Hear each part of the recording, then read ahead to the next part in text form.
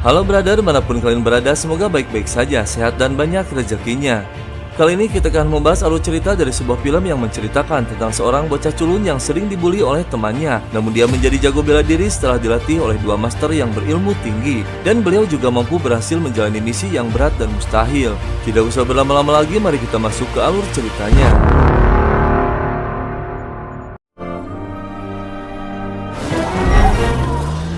Kisah berawal dengan diperlihatkannya seorang remaja yang bernama Jason. Dia suka sekali dengan bela diri kungfu. Dari bangun tidur hingga tidur lagi yang dia tonton hanya film kungfu. Berbagai macam koleksi pun dipajang di kamarnya. Tidak jauh dari kediamannya ada toko kecil bernama Luyan yang menyediakan berbagai koleksi film kungfu. Pria tua pemilik toko itu bernama Hope. Jason hampir setiap hari mengunjungi toko tersebut. You back again. Oh, my boy who wants no kung fu.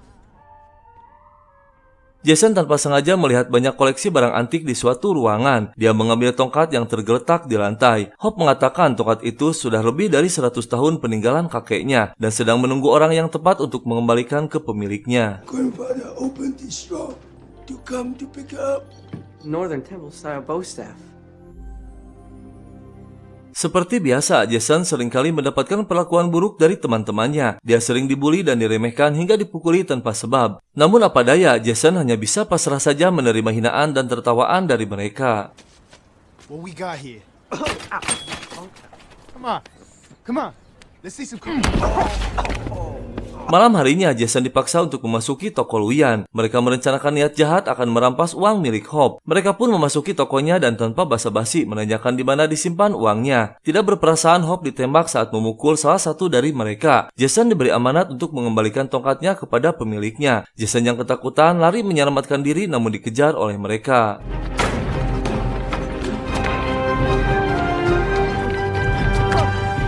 Little cockroach, he ain't one of us.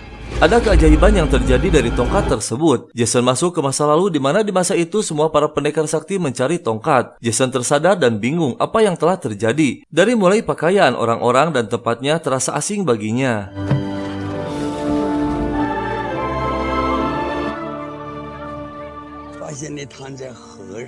Got here, I remember falling.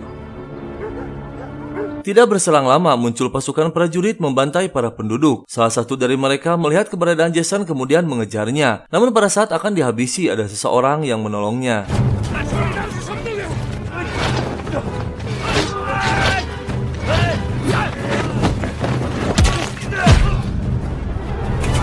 can't understand you. Orang itu bernama Luyang. Meskipun seorang pemabuk, namun beliau seorang master kungfu yang berilmu tinggi. Jason masih bingung di mana dia sedang berada dan apa yang telah terjadi dengan dirinya. Luyang menjelaskan bahwa Jason datang dari tempat jauh melalui gerbang dimensi, yang mempunyai tugas untuk mengembalikan tongkat kepada pemiliknya dan harus menghabisi Raja Warlord. Or you carry something very special. And the staff to who? The ring of the J Warlord, the Monkey King. Luyang juga menceritakan tentang tongkat tersebut yang awalnya dimiliki oleh Raja Kera Sakti. Dengan tongkat di tangannya maka tak ada yang mampu menandingi kesaktiannya. Suatu saat di Gunung 5 Elemen, Kaisar Jade mengadakan perjamuan dengan para petingginya. Tiba-tiba muncul Kera Sakti dengan kenakalannya melompat-lompat di area tersebut. Kaisar Jade terpikat dan merasa senang melihatnya. Namun Jade Warlord, panglima besar kerajaan, tidak menyukainya. And let him go.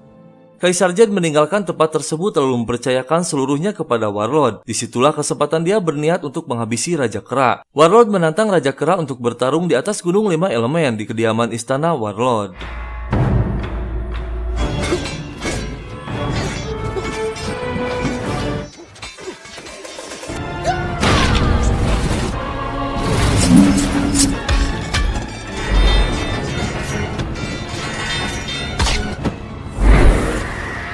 Warlord yang tidak bisa mengalahkan kesaktian Raja Kera, lalu dia mensiasati dengan merendahkannya jika tanpa tongkatnya maka tidak akan ada apa-apanya. Raja Kera terpancing emosi dan melepaskan tongkatnya dan Warlord langsung menghajarnya. Raja Kera yang sadar bahwa dia telah tertipu dengan segera membuang tongkatnya keluar dari kerajaan dan dia menjadi batu. It's based on deception. To return to him his great weapon. Begitulah Luyang menceritakan kejadiannya kepada Jason. Sampai kini Raja Kera sedang menunggu seseorang yang terpilih yang akan membebaskannya. Dan orang terpilih itu adalah Jason sendiri. Jika berhasil membebaskan Raja Kera, maka Jason bisa pulang ke asalnya. Tidak berselang lama muncullah prajurit utusan kerajaan Warlord. Mereka memaksa untuk mengambil tongkatnya. Weapon or die.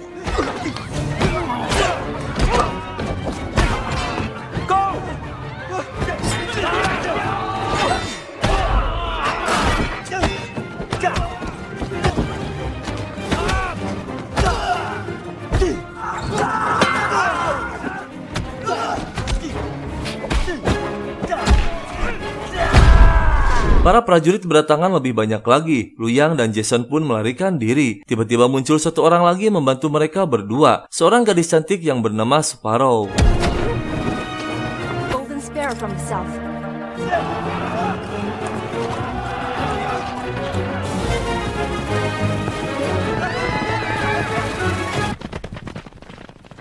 Akhirnya mereka bertiga berhasil melarikan diri dari prajurit Warlord. Mereka akan melanjutkan perjalanannya ke Gunung 5 Elemen untuk menuntaskan misinya. Namun Luyang tidak ikut, yang dia takutkan hanya satu, kehabisan minumannya. Karena dia tahu akan menempuh perjalanan yang sangat jauh. Namun pada saat Luyang pergi, Jason meminta untuk mengajarinya kungfu dulu.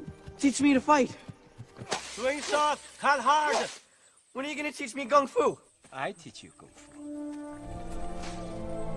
Keesokan harinya, Jason yang baru bangun tidur mendapati seorang diri tanpa ada Luyang dan Sparrow. Dan tiba-tiba muncul seseorang yang berpakaian serba putih mengejar Jason dan berhasil mengambil tongkatnya. Tidak berselang lama, Luyang dan Sparrow pun muncul. Lalu mereka bertiga mengejar orang tersebut. Terlihat kuda yang ditunggangi orang itu berada di depan kuil tua. Luyang pun masuk sendirian. Dan ternyata dia adalah seorang biksu. Luyang meminta kembali tongkatnya, namun dia tidak memberikannya. Yang akhirnya terjadilah perkelahian dua master yang berilmu tinggi.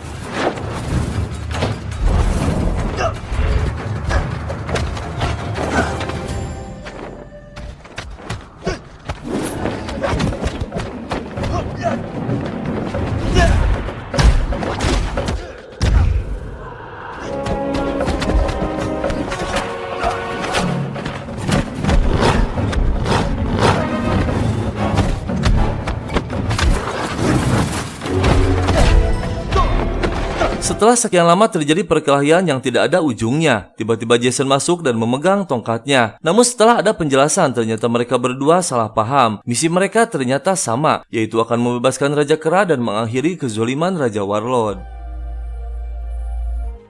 他根本不是中途人士。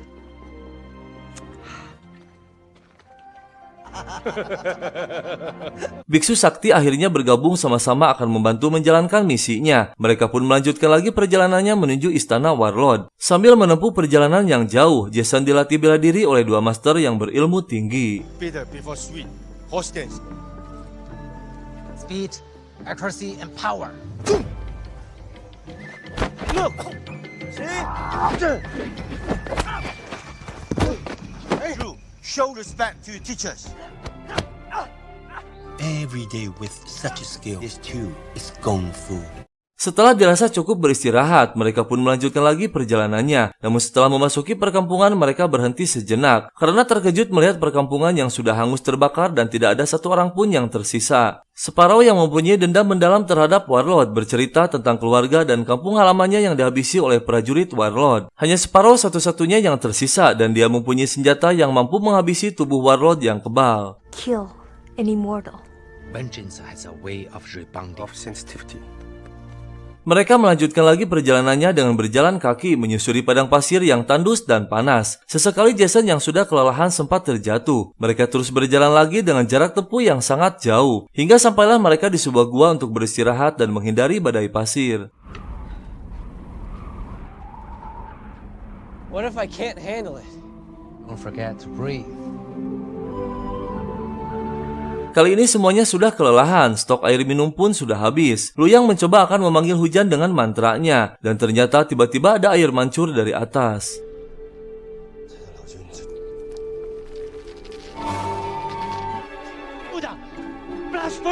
Tidak jauh dari tempat itu, akhirnya mereka menemukan tempat untuk berteduh, dan Jason pun melanjutkan lagi latihannya.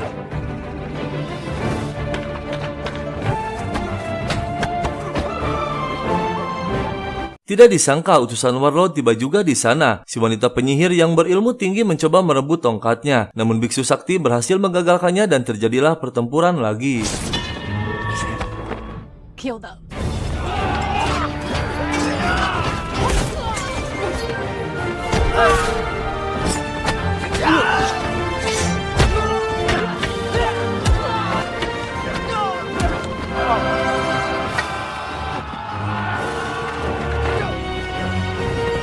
Mereka pun berhasil menyelamatkan diri, namun Luyang terluka parah terkena panah oleh wanita penyihir. Beruntung tidak jauh dari sana ada perguruan Shaolin, dan mereka pun meminta bantuan untuk mengobati Luyang sambil beristirahat di sana. Namun sayang lukanya terlalu dalam dan mengancam nyawanya. Hanya ada satu cara untuk menyelamatkannya, yaitu ramuan yang dimiliki oleh Raja Warlord. I will rather die a mortal. I don't want to lose you. Only one elixir of immortality in the realm of the Jade Palace. There is no other way. Jason memutuskan pergi seorang diri ke istana Warlord untuk mendapatkan ramuannya yang akan ditukar dengan tongkatnya. Biksu sakti yang mengetahui kepergian Jason dengan segera menyusulnya bersama Sparrow. Dan sampailah Jason di gerbang istana, dia memasukinya dengan perlahan.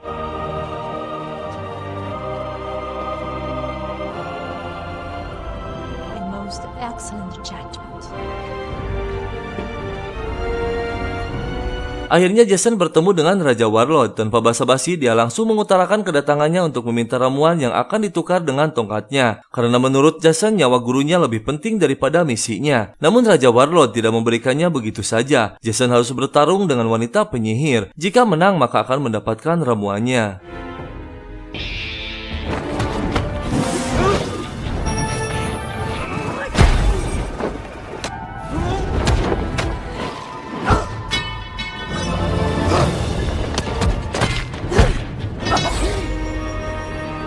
Jason kalah dalam pertarungannya, dan Raja Warlord berhasil mendapatkan tongkatnya yang akan dihancurkan agar Raja Kera tidak hidup kembali untuk selamanya. Namun pada saat Jason akan dihabisi, tiba-tiba muncul biksu sakti dan Sparrow menolongnya.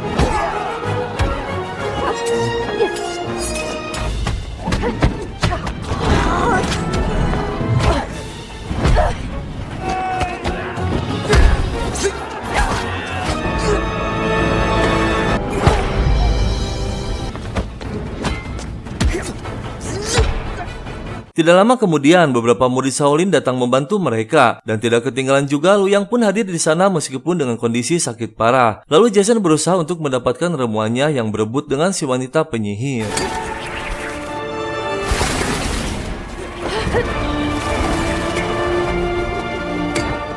Akhirnya Luyang berhasil mendapatkan ramuannya dan langsung meminumnya. Dengan seketika Luyang sembuh dan bangkit kembali membantu mereka, dan pertarungan pun semakin berkobar.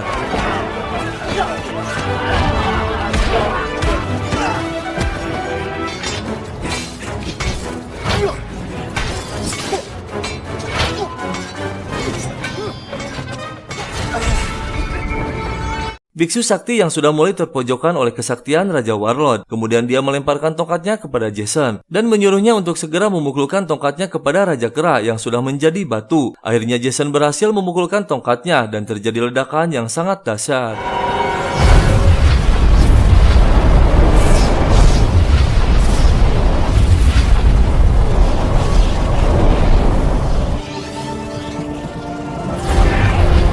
Raja Kera akhirnya bebas dari kutukan Warlord, dan ternyata biksu sakti adalah jelmaan dari rambutnya. Kini giliran Raja Kera yang akan melawan Raja Warlord.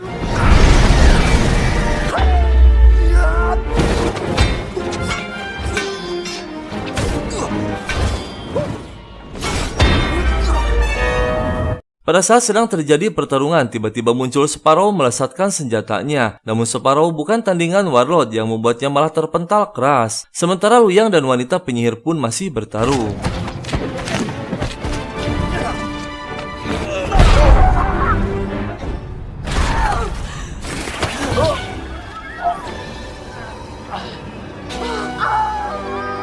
Akhirnya Luyang berhasil menghabisi wanita penyihir. Sparrow memberikan senjata rahasianya kepada Jason untuk menghabisi Warlord, karena hanya senjata tersebut yang akan mampu menghabisinya. Pada saat Warlord terpental oleh pukulan Raja Kera, Jason berhasil menancapkan senjata rahasianya ke tubuh Warlord.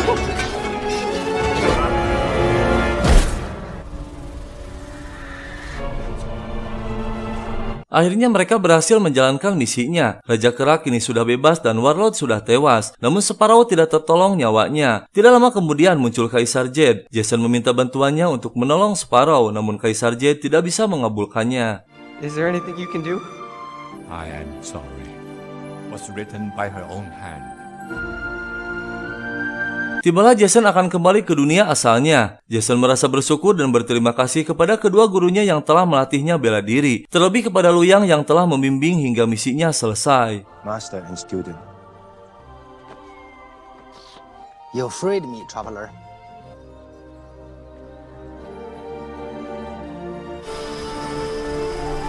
Jason kembali ke dunianya di mana pada saat itu teman-temannya sedang mengejarnya. Jason pun tersadar dan kembali kebingungan lagi apakah semua ini mimpi atau nyata. Tidak berselang lama mereka pun muncul dan menghajar Jason habis-habisan. So, what's it gonna be? Jason yang mulai sadar bahwa dia sudah bisa bela diri. Kini saatnya Jason untuk membalas orang-orang yang selama ini selalu menghina dan meremehkannya, bahkan seringkali memukulnya. Jason pun balas dendam menghajarnya.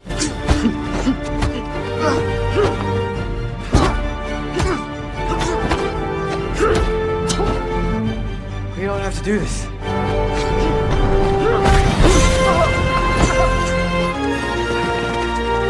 Kakek tua yang tertembak masih bertahan dan dilarikan ke rumah sakit. Tanpa sengaja Jason bertemu dengan gadis yang sangat mirip dengan Sparrow. Dan mulai saat itu Jason terus melatih bela diri yang telah dikuasainya. Dan kisah film pun selesai. Traveler returned to his world and began his journey west. As one tale ends,